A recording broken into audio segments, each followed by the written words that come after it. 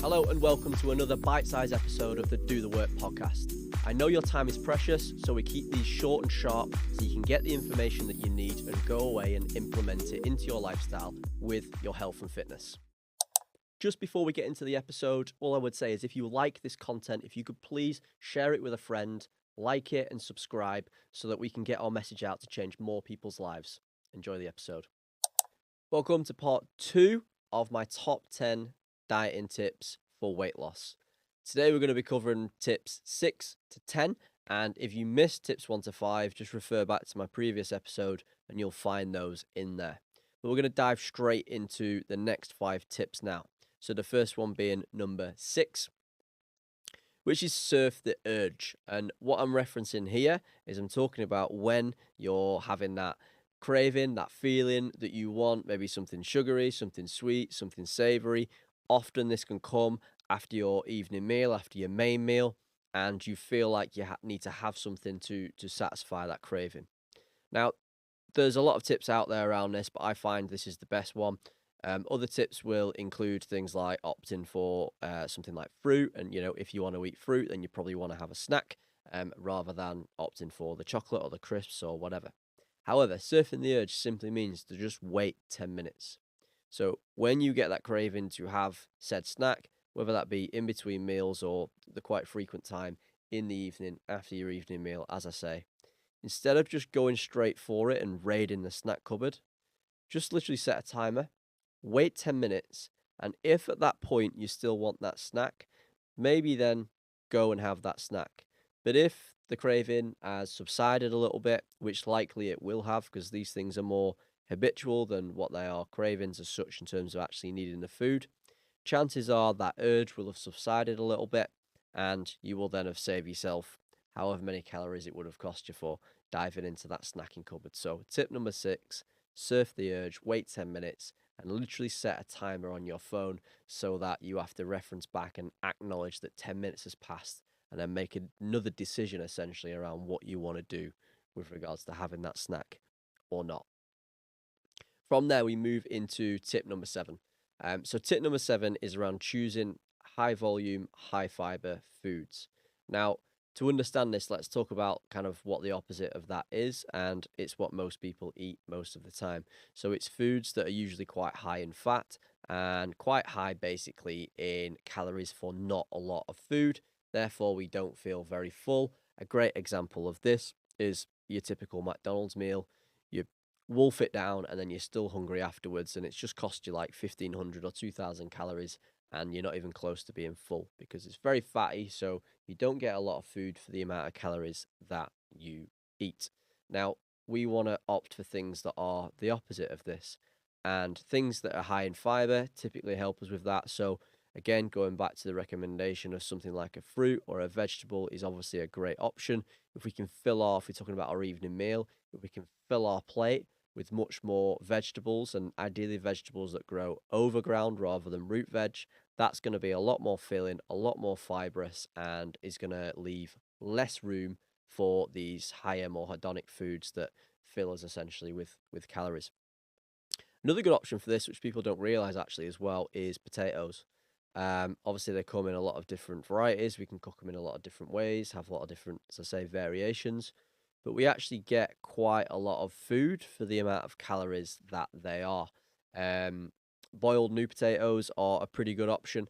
And again, sweet potato, there's different types of potato like, your red skin potatoes and stuff like that. So you can definitely vary the type of food that you have here, but you get quite a lot of food for the amount of calories that you get, which is much the opposite compared to opting for a McDonald's meal, for example. Now, tip number 8 is no evening snacking, or at least reducing the amount of evening snacking that you have. And this refers back definitely to tip number 6 with regards to surfing the urge. So if possible, I would try and reduce the amount of snacking that you do in the evening, because usually, and more often than not, it is things that you're trying to eat a lot less of. And so if we can reduce that or potentially just swap it for something that's slightly better, that's going to really make a dent into the amount of calories that you're eating day to day. When a lot of clients come to me, they often come to me with the problem of evening snacking. And, to literally quote clients, they'll eat like full bars of like dairy milk, like full blocks. They'll eat full bags, the big sort of family bags of Doritos. And obviously, this isn't going to be very helpful towards your goal.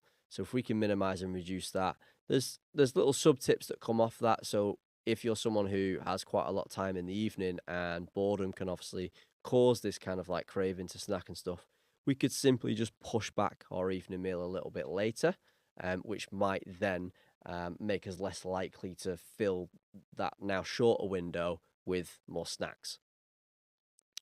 Tip number 9. All these kind of help each other in the sense that they're quite related. So basically clear your environment of shit. So again, if you're someone who, opts for the Doritos, opts for the chocolate, goes and raids the snack cupboard, and I'll be honest with you, I'm one of these people. So personally, I prefer to control my environment by not having it in there. So priority 1 in terms of clearing your environment would be to not buy it whilst you're out on your shop.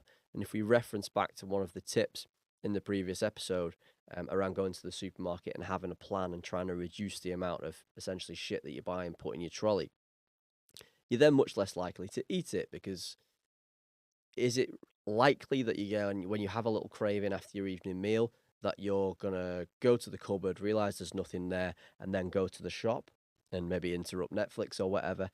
It's increasing the barriers between you and the snack by doing that.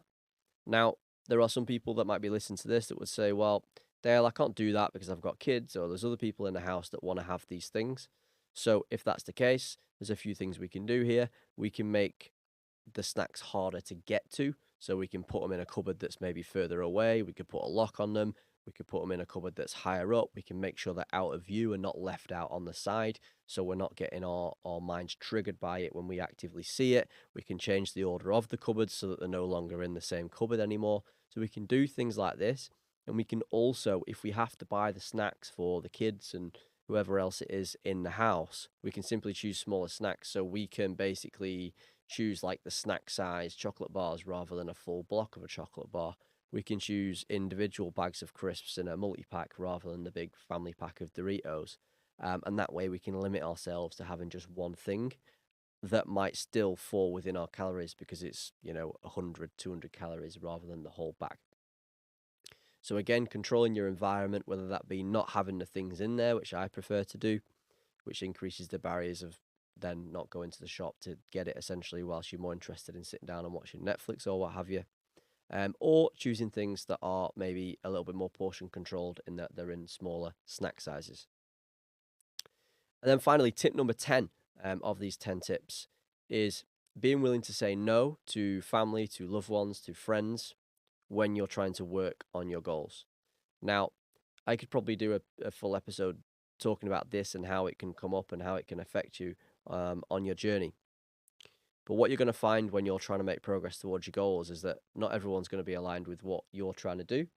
And they also know you as the person that you are and that you were, in terms of the person that said yes to the snacks, to the drinking, to the, takeaways and everything that comes with that. And so when you then start to change and make different decisions, that makes the people around you quite uncomfortable, because they want you to carry on as you are. And they also want to feel more comfortable about what it is that they're doing, be that the takeaways, the snacking, the boozing, or whatever it is. Now, the first time that you do this, you're going to come under a fair amount of pressure. When you say, no, I don't want it, it's going to feel like you're being forced to have the drink, the snack, the takeaway, whatever it is. But at this point, you have to stay strong, because it's essentially you trying to change your life, trying to work towards your goals. And ultimately, whenever you do these things, you're going to come up against some level of resistance. Now, when you do this a few times, the same person, whether it be your partner, whether it be a family member or a friend, you will get resistance the first few times you do it. But eventually it just becomes something that you do, and that they will get used to the fact that you opt for this instead of that in this environment, or whatever that might be that in the pub when you opt for, instead of beer, maybe you opt for like a vodka and Diet Coke or something like that, or maybe you even opt for just a Coke Zero or a coffee instead, which sometimes I do initially. I got mocked for it, and now people just know it's kind of like something that I do. And again, it's not that I never drink. I just opt for that more often than not because I prefer to do that. But you have to get back, you have to get past that initial resistance and being willing to say no to the people that are going to put you under that pressure and want you to be like the old you.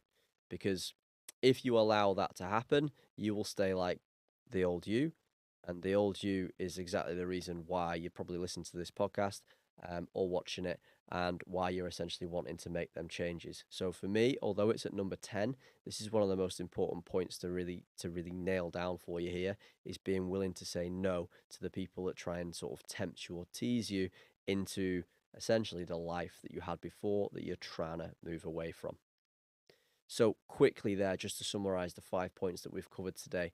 Number 6 today would be to surf the urge and wait 10 minutes for your snack. Set the timer. If you still want it, you probably want that snack. Chances are that craving has gone by that point. Number 7, choose high volume, high fiber foods to keep you fuller for longer, and again, stop you wanting those hedonic snacks. Number 8 would be no evening snacking, or reduce the evening snacking and potentially change the timing at which you have your evening meal to reduce that window in which that you would snack. Number 9, clear your environment of shit, or change the way it's set up, or choose things that are in smaller portion sizes so that you're less likely to eat the whole bag or the whole bar or whatever that might be.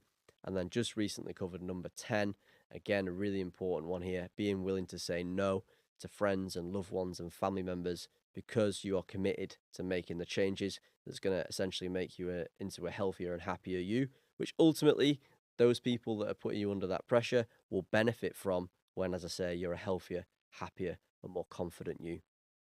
Hopefully, those 5 and over the 2 episodes, those 10 tips have really helped you and give you a little bit of a focus on what you could do to make some changes with regards to your weight loss progress. Thanks for tuning in for today's episode. I hope you found it useful. And if you did, you've got the power to share this message as well. So if you have a friend who might find this content useful, please share it with them. And we'll see you on the next episode.